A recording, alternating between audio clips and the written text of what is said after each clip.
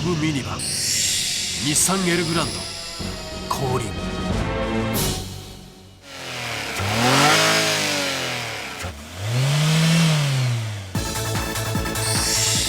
世界が注目するエココンパクト日産マーチ&鈴木スイフト。アジアからそしてヨーロッパからグローバルな生き残りをかけたフルモデルチェンジ。今国内で売れているミニバンとコンパクト12台がつくばに集結。走りのポテンシャルを徹底的に暴き出せ12台一気試乗スペシャル。さあ服部さん、はい、エルグランド出ました。変わりました。屋根が低くなったね。でまた大きく変わった部分がこれ FF になったんですよ。 FR から。ダサいね。まあそのダサいのかどうかはやっぱ走りがどうなったかっていうね、快適性とかね。ただ FF にしたことによって屋根がこう低くできた。床がこう低くできることによって中の室内高はそのまんまでこう下げれる。まあ格好はいいですよ。まあ格好はパッと見ねそんなに変わってないけど前よりちょっとお上品よ。若干。そうだね。前は本当に悪。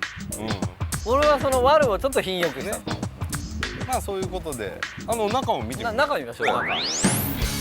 というわけでチェックするのは最上級グレードのプレミアム。旧型と比べて前後以外は全てサイズアップ。日本のミニバンの頂点を目指したエルグランドにふさわしいスペックを手に入れた。さあ、自称キングオブミニバン。はい。メルセデス BM アウディクラスの高級感はある。どう？ BM 乗ってんじゃん。はいはい。ちょっとこの木目がね、もうちょっと頑張ってもいいのかなっていう気はするんだけど、でもさ、まあ全然悪くないですよ。高そうだよ、高そう。けどそこでですね、後ろにやっぱこの車といえばやっぱファミリーも乗せるということでアイデア商品見てください。ビューン。後ろをチェックしてんだ。後ろのこう運転してると一人寂しく運転しなくてもいい。なるほどね。会話にこうちゃんと入る。やっぱ家族よりお姉ちゃん乗せたよね。お姉ちゃん乗せて温泉みたいな。俺はファミリーですけど。そうだね。いやファミリーですよ。じゃじゃーん。これがファーストクラスと言われるシートでしょ。はい、これがです。そうだよね。でも広いね、やっぱりね。ちょっとこのスペースもうちょっと本当は欲しいですね。ねえ。これ後ろガー下げてさ、すげえ余裕があればファーストクラスだよね。ですね。でね、もう一つ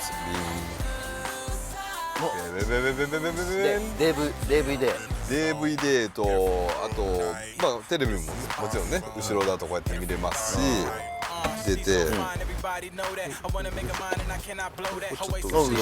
ろ結構後ろいいよ。これでこうやってこのくらいにして、はいはいはい、普通にまあここでも全然余裕だよ。もうその位置だとね全然大丈夫よ、こっちも。そう。やっぱこのサイズだけあると全然大丈夫でかい。そして売れ筋と思われるのが250ハイウェイスター。旧型は V6 だった 2.5 だがこの新型では直4を採用。 3.5 と比べて100キロ軽い車重はどんなメリットをもたらしてくれるのか。そこでまずはこの2台の走りを徹底比較。ランデブーサーキットインプレッション開始。とりあえず全開してみようか。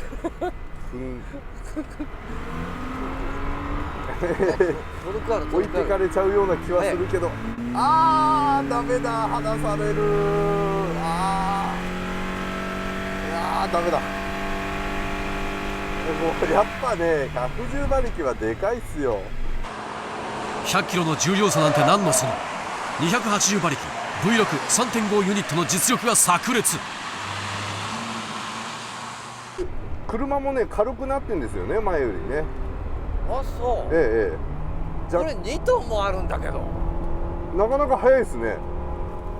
これ速いよね、コーナーもね。コーナーいい感じね。ちょっとさこれ全然速いから、コーナーどうかちょっと入れ替えてみようよ。はいはいはいはい。ちょっと待ってね。前行きやっぱます。 3.5 リッターは早いね。早いですね。じゃあこっち、はいこっちそれなりに全開でいきます。あ、なんかね高級車っぽいわ、後ろから見てると。え？高級車っぽい。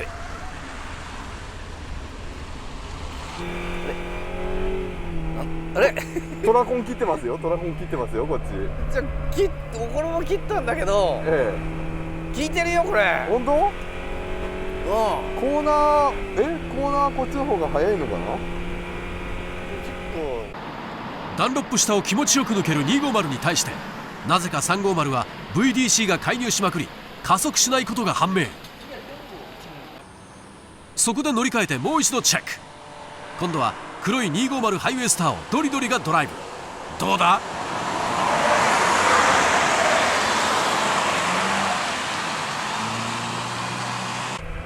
あ、コーナー全然いいや、こっちの方が。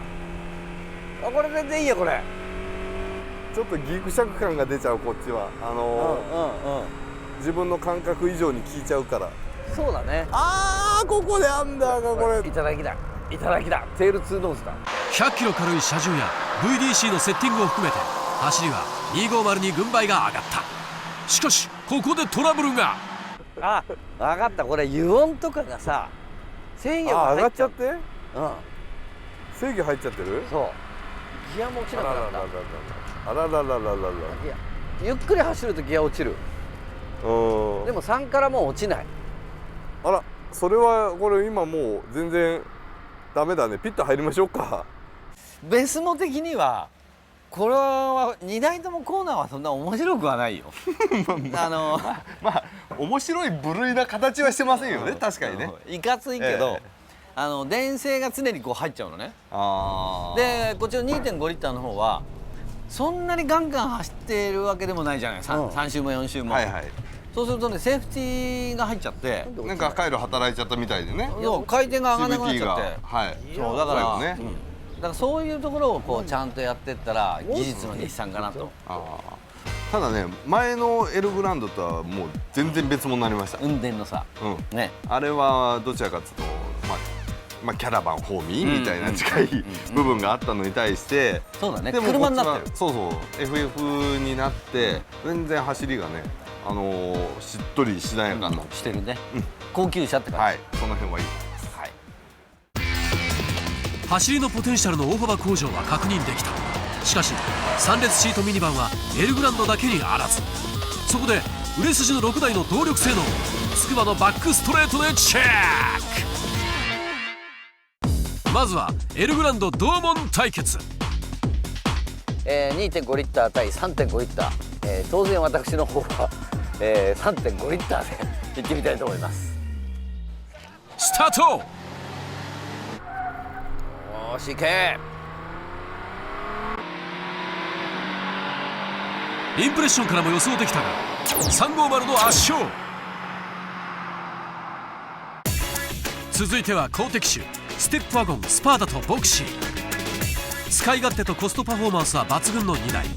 ディメンション、パワーユニット、足回りなどスペック的にはほとんど同じってことは走りも同じということになるのか。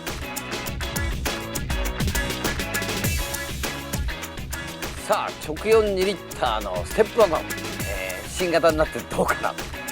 このサイズながらすごい争いだと思いますが、どっちなんだろう。全然予想つかないこの2台。さあスタート。お、トヨタ早い。福山に速いねそっち。微妙に軽くパワーのあるボクシーがステップワゴンをリード。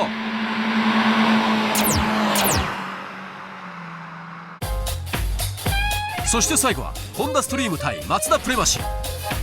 3列シートミニバンとしては最小クラスのこの2台、その分走りのポテンシャルは高いはず。そして旧モデルでの戦いではプレマシーに軍配が上がったが、新型同士での対決ではどうか。はい、ホンダのストリームです。正直この1台だけはちょっと違います。シートのサポートも違えば、まあどちらかっていうとこう今までのミニバンファミリー向けっていう車だったのに対してスポーツミニバンかな、そんな感じですね。さあスタート。出足はプレマシーリード。後半は伸びるぞ、後半は伸びるぞ、後半は伸びたぞ。僅差でストリームの勝ち。1位はエルグランド350。だがストリームプレマシーのコンパクトミニバンが意外に速くないことが判明した。使い勝手はナンバーワン、実用3列シート対決はちょっと厳しいですね。感覚的には乗っててグリップ感とかもつかみにくいですし、ちょっとね変なところで制御が入ったりアンダーが出たりとか、難しい感じがあります。ただ、他の車たちと比べてどうなのかっていうのは走ってみないと分かんないんで頑張って走ります。ストレートずっと6000回転ぐらい回ってて S にしても D にしてもどっちが速いのかちょっと今はまだ掴みきれてないんですけど、その辺りがレースになったらバトルになったら、勝負になるかなと思います。車的には非常に、ロールとかその辺りも、いい感じで期待を持てるんじゃないかなと思います。そして同門対決、走りの差はどのくらい？重心下がったといえどもやっぱりでかいんでね、バトルはどうなるか、まあでかさを利用して蹴散らす、これしかないでしょ。エルグランドであともう1社のその 3.5 の方ですか、パワーで負けてる分、重量でどうなるか、その辺をバトルで検証したいと思います。グリッドは同クロスが同列の3列グリッド。さあバトルスタート。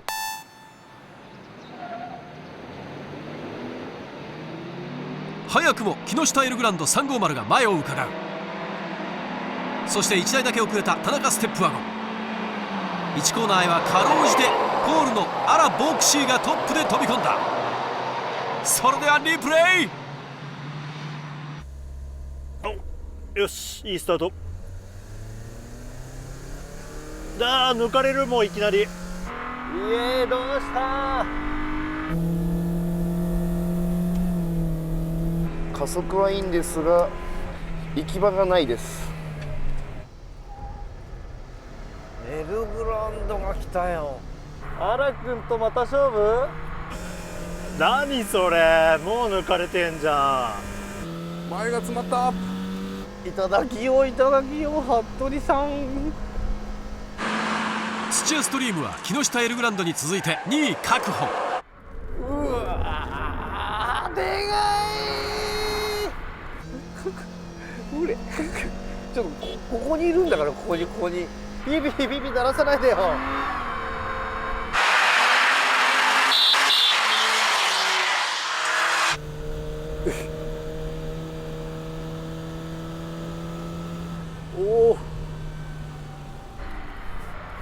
おっかねえな、みんなどっから来んだよ。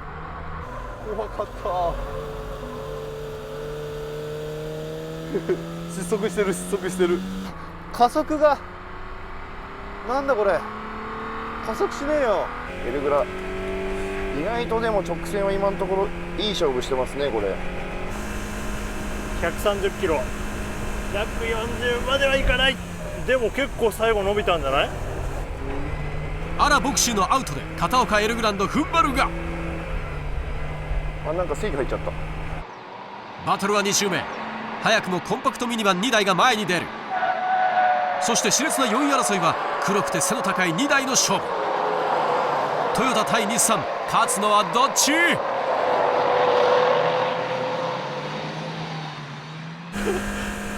片岡全開ですか？それ伸びは加速はあるんですけどね、最高速はあっちの方がありそうですね。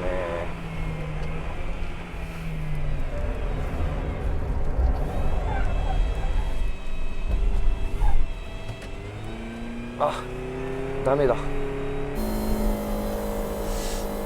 アクセル受けて踏むと制御がいっぱい入っちゃうな。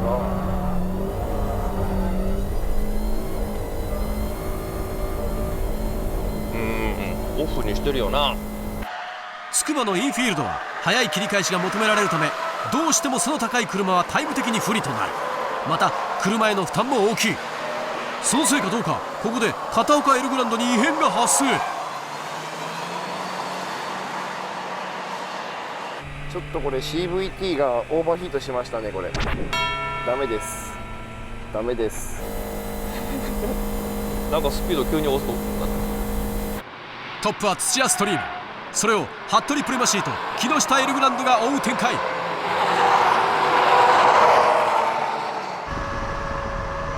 ぱ速い方が、コーナー速くて安定してる方がね楽しいよ全然。さあファイナルラップ、ここでストリームのドリドリは勝利を確信したのか。車を振って服部プレマシーを威嚇。1000回ブレーキも入れるよこれ。スポーツに振ってるようなシートからやっぱねスパルタンだもんね。この車すごいファミリーな車だもんね。けどね松田さんすごいんですよ。普通 CVT でマニュアルモード使うとまあそんなにプラスになるとこないような気がするんだけど、ちゃんとこうセカンドでホールドしてくれてリミッターが当たっちゃうんですよね。あれ止まるな、加速が。なんだろうこれ。この辺もハンドルすっごい軽い。内側がとにかくリフトしちゃってる。すぐホイールスピンしちゃうし、これね全然旋回しない。もう外へ行って、マニュアルシフトやるよりも普通に S でこう高回転回ってるけど、それで走ってる方が良さそうですね、なんかイメージ的にね。さあトップは土屋ストリームがダッシュ、2番手には服部プレマシーの同クラスワンツーフィニッシュとなった。そして注目のエルグランドだが350が3番手となかなかの運動性能を見せた。しかし250のトラブルは残念。バトルの差はやっぱこうコーナーの進入から出口まで速いよね。そうやっぱガシッとしたこうグリップ感っていうのはちょっとこっちの方がワンランクありますね。ダンロップから 80R の切り返しなんかさ、これだと全開でいっちゃおうかなみたいな。あと最終コーナーもこれだとやっぱこうちょっとブレーキ2秒ぐらいかけようかなと思うんだけど、これだとねノーブレーキでいっちゃおうかなって入ってからやっぱブレーキしようみたいなさ、そういう雰囲気にさせてくれる車で、ちゃんとこうついてくる性能がね、ついてくる車、だからその辺の差じゃないかなと思います。